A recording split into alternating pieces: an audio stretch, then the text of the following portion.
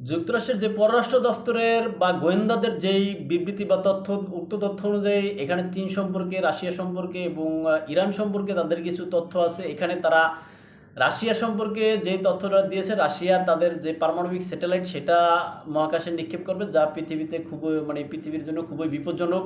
এবং Ukraine Russia যুদ্ধ বন্ধের বিষয়ে ইউরোপকে পাশে চায়, এটাও তাদের ভাষ্য অনুযায়ী আছে। আর চীনকে তারা এখানে প্রধান তাদের যে সামরিক প্রতিপক্ষ হিসেবে মনে করতেছে, যে চীন যে কোনো সময় তাদের উপরে হামলা করার জন্য বা যে কোনো কিছু ওই সক্ষমতা তারা রাখে চীন। আর এখানে ইরান সম্পর্কে বলা হয়েছে যে ইরান যে কোনো সময়ের থেকে বর্তমানে যে পারমাণবিক অস্ত্র তৈরি করার মন মানসিকতা নাই তারা। এই ক্ষেত্রে হয়তো ইরানের উপর থেকে তারা তাদের যে নিষেধাজ্ঞাগুলো এগুলো আস্তে আস্তে হয়তো প্রত্যাহার করতে চাইবে। তাদের ভাষ্য, ইউক্রেন রাশিয়া যদি কালকেও বন্ধ হয়ে যায়, তাহলে রাশিয়া, চীন, উত্তর কোরিয়া এবং ইরানের ভিতরে যে বলয় তৈরি হয়েছে, এই বলয় তারা সামনে আগায় নিতে চেষ্টা করবে এবং যুক্তরাষ্ট্রের বিপক্ষে যে একটা শক্তি এটা তারা ধরে রাখবে এবং অব্যাহত রাখবে।